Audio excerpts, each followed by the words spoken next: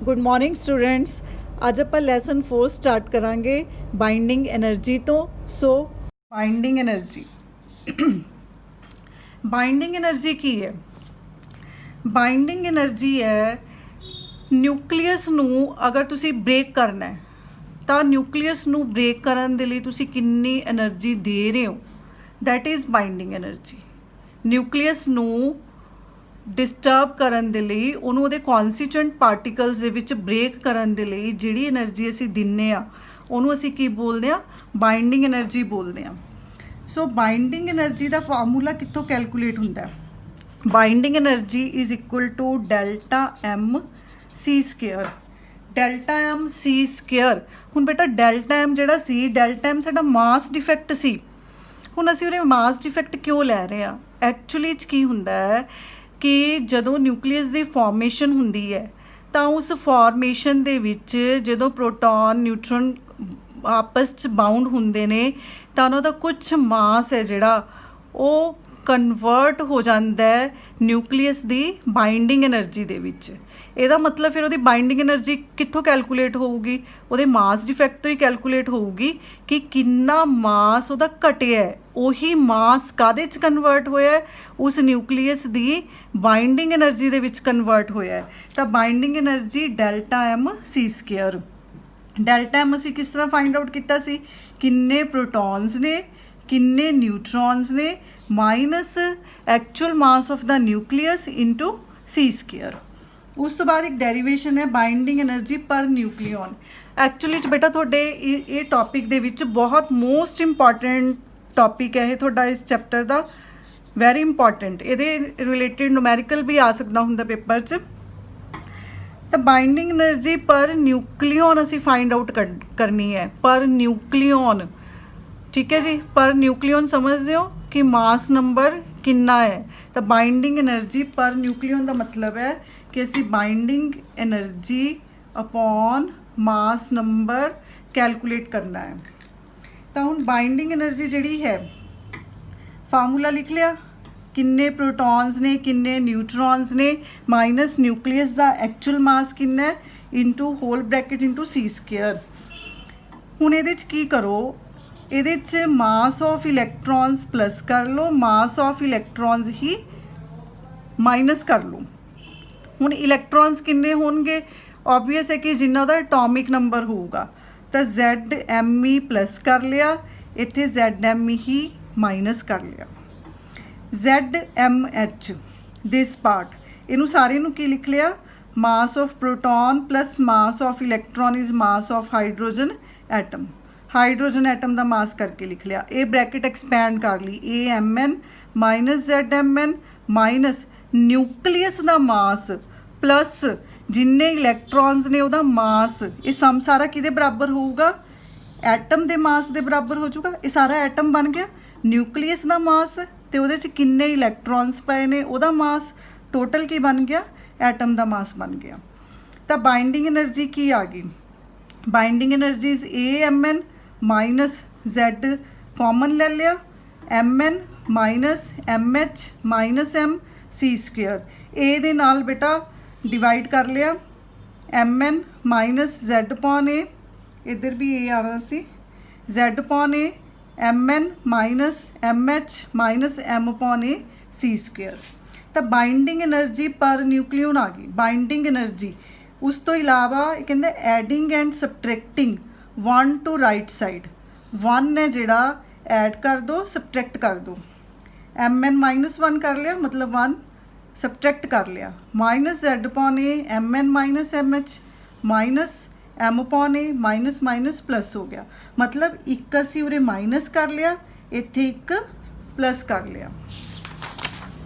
तो binding energy per nucleon की बन गई? M N minus one minus Z upon A M N minus M H minus आ देखो बेटा इत्थे टर्म सीगी M upon A minus one, LCM लिता A M minus A upon A C square बन गया।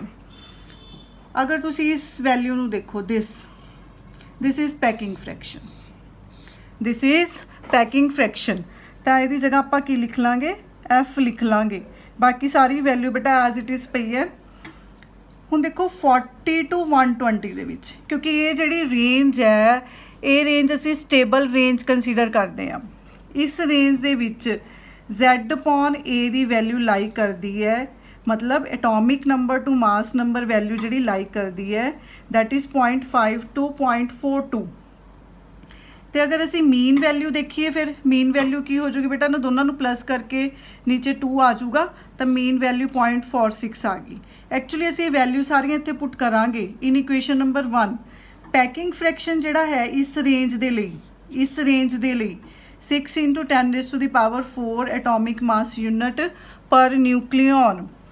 मास of neutron minus mass of proton is equal to 0.000840 atomic mass unit. मतलब तुसी न्यूट्रॉन का मास पुट करो, प्रोटॉन का mass put करो, minus करो, आ जाएगा। ये वैल्यूज़ जो तुसी सारियां इत्थे पुट करोगे 1 नंबर दे विच तां तुहाडे कोल बाइंडिंग एनर्जी पर न्यूक्लियन कितनी आ गई 8.5। बेटा ये एवरेज वैल्यू है, जिहड़ी वैल्यू तुसी देख रहे हो बाइंडिंग एनर्जी पर न्यूक्लियन दी, ये 8.5 mega electron volt per nucleon है। ये एवरेज वैल्यू है। एक्चुअली जो तुसी कल्ले कल्ले एलीमेंट दी देखोगे तो हर एक एलीमेंट दी अपने उहदे न्यूक्लियस दी अलग बाइंडिंग एनर्जी है। वो ऑबवियस है कि देखो वो डिपेंड करता है कि जोड़े पार्टिकल्स ने उन्होंने काउंटिंग की है, उन्होंने फॉर्मेशन किस तरह हुई है, क्योंकि कईयां दे विच मास डिफेक्ट की वैल्यू पॉजिटिव है, कईयां दे विच वैल्यू उन्होंने नैगेटिव है। मतलब कई इन्ने हाईली स्टेबल न्यूक्लियाई है कि उन्होंने इन्नी ज़्यादा बाइंडिंग एनर्जी है कि उन्होंने ब्रेक करन दे लई सानू बहुत ज़्यादा एनर्जी देनी पैंदी है उस सिस्टम नूं। सो इत्थे मैं ख़त्म कर रही हूँ बेटा अज दा टॉपिक। अगे बाइंडिंग एनर्जी कर्व है, बाइंडिंग एनर्जी कर्व आपां नैक्सट चैप्टर नैक्सट लैक्चर दे विच करांगे।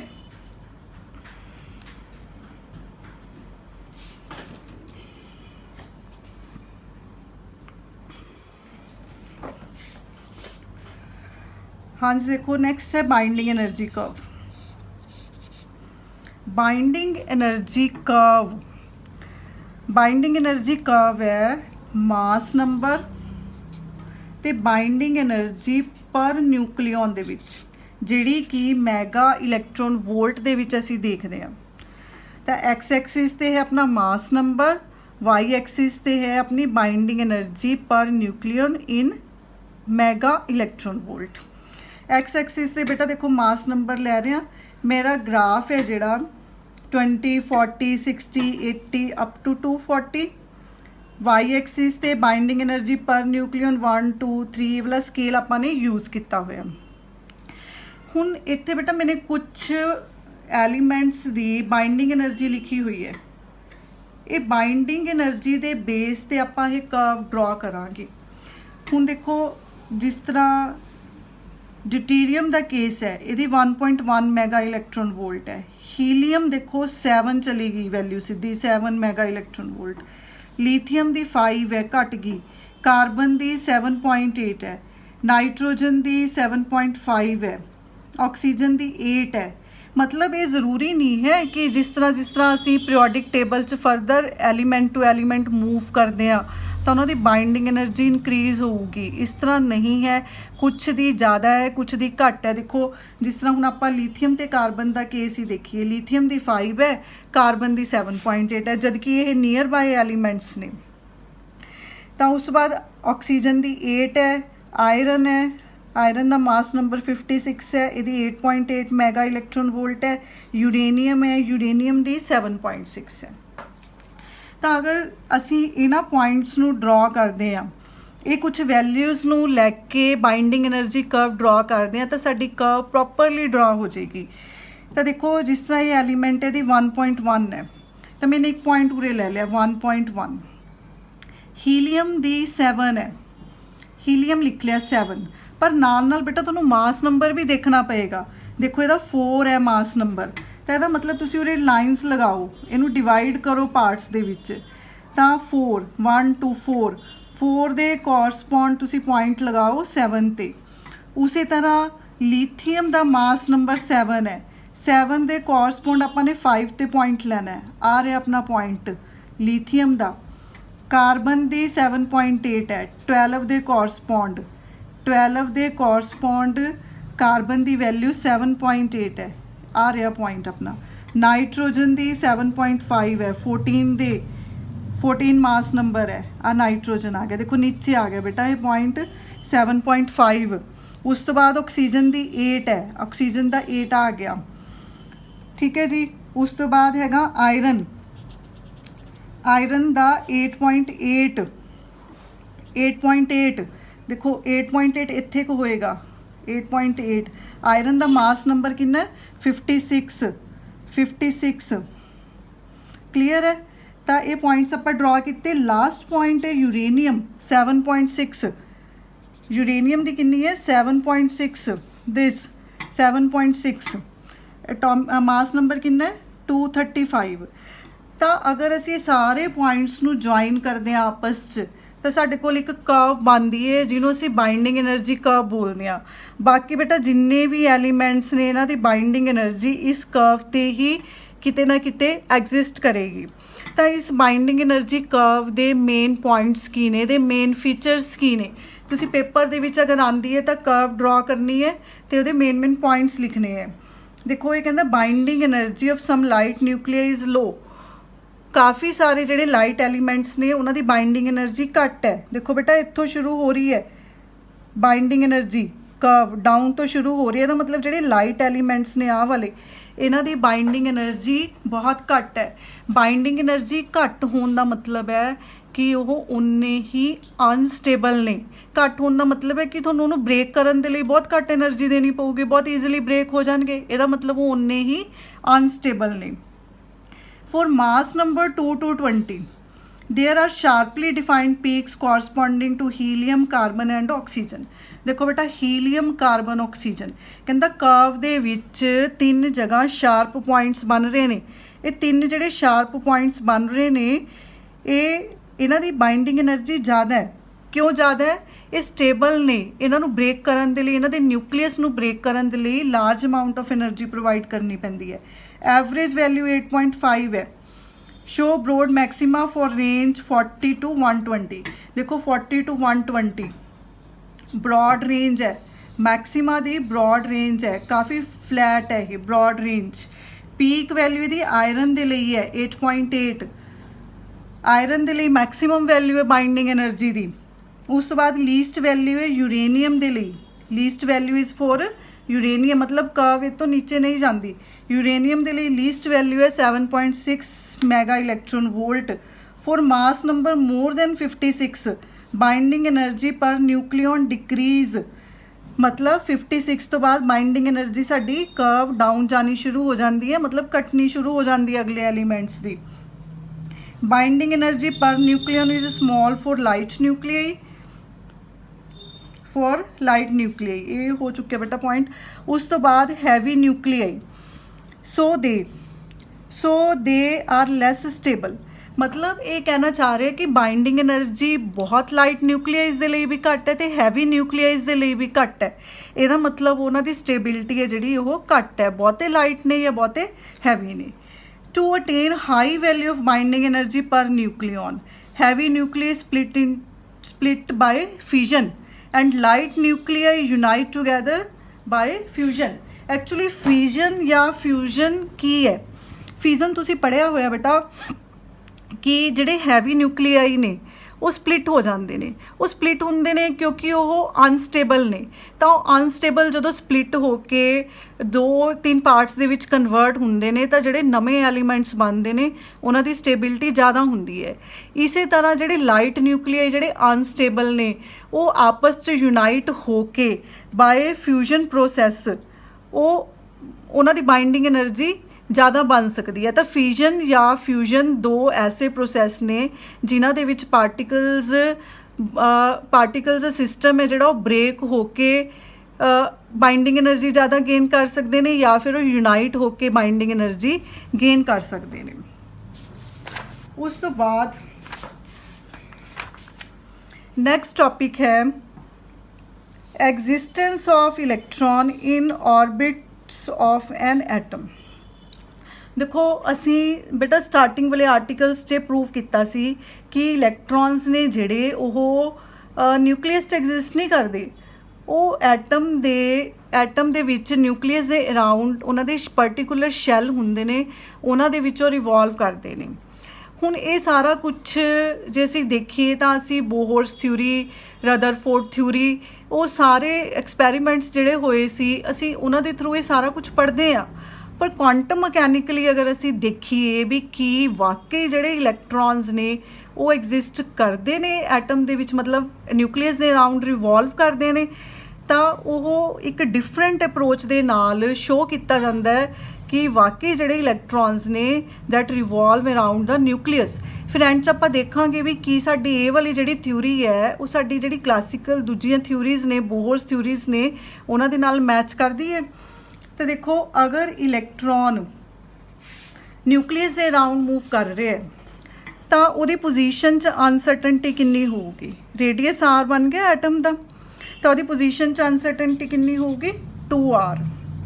अगर असी हाइजेंसबर्ग अनसर्टनटी प्रिंसीपल लगाने delta X delta P X greater than or equal to H bar upon 2r, suppose delta px is approximately px, then we can change this sign to approximate value h bar upon 2r।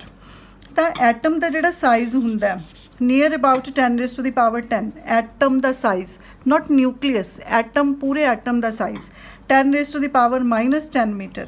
ਤਾਂ ਅਗਰ ਅਸੀਂ ਇੱਥੇ h bar ਦੀ value, 2 ਦੀ value, r ਦੀ value put ਕਰਦੇ ਹਾਂ ਤਾਂ ਸਾਡੇ ਕੋਲ ਇਹ ਵੈਲਿਊ ਅਪੀਅਰ ਹੋ ਰਹੀ ਹੈ 0.527 × 10 raised to the power -20 kg metre per second.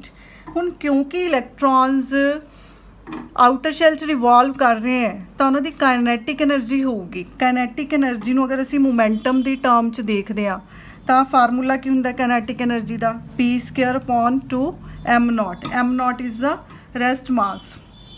ਤਾਂ ਅਗਰ ਅਸੀਂ ਇੱਥੇ p ਦੀ ਵੈਲਿਊ ਪੁੱਟ ਕਰਦੇ ਹਾਂ h ਬਾਰ अपॉन 2r² × 1/2m0, ਤਾਂ ਵੈਲਿਊ ਬਣ ਗਈ h ਬਾਰ² 8m0 r²। ਹੁਣ ਜਿਹੜੇ ਇਲੈਕਟ੍ਰॉन्स ਇਵੋਲਵ ਕਰ ਰਹੇ ਨੇ ਉਹਨਾਂ ਦੀ ਨਿਊਕਲੀਅਸ ਦੇ ਨਾਲ ਅਟਰੈਕਸ਼ਨ ਹੈ, ਤਾਂ ਹੀ ਉਹ ਆਪਣੇ ਇੱਕ ਫਿਕਸ ਆਰਬਿਟ ਦੇ ਵਿੱਚ ਮੂਵ ਕਰ ਰਹੇ ਨੇ। ਤਾਂ ਨਿਊਕਲੀਅਸ ਦੀ ਅਟਰੈਕਸ਼ਨ ਕਰਕੇ ਜਿਹੜੀ ਉਹਨਾਂ 'ਚ ਪੋਟੈਂਸ਼ੀਅਲ એનર્ਜੀ ਹੋਊਗੀ ਸਿਸਟਮ ਦੇ ਵਿੱਚ, ਉਹ ਪੋਟੈਂਸ਼ੀਅਲ એનર્ਜੀ ਕੀ ਹੋਊਗੀ -ze² 4πε0 r। Potential energy due to nucleus attraction, it's negative sign, क्योंकि अट्रैक्शन है बेटा, अट्रैक्शन के केस च नैगेटिव साइन आंदा हुंदा है। ze² 4πε0 r। तो टोटल एनर्जी कितनी होगी इलैक्ट्रॉन की, वो kinetic energy plus potential energy. Kinetic energy h बार² 8m0 r² -ze² 4πε0 r।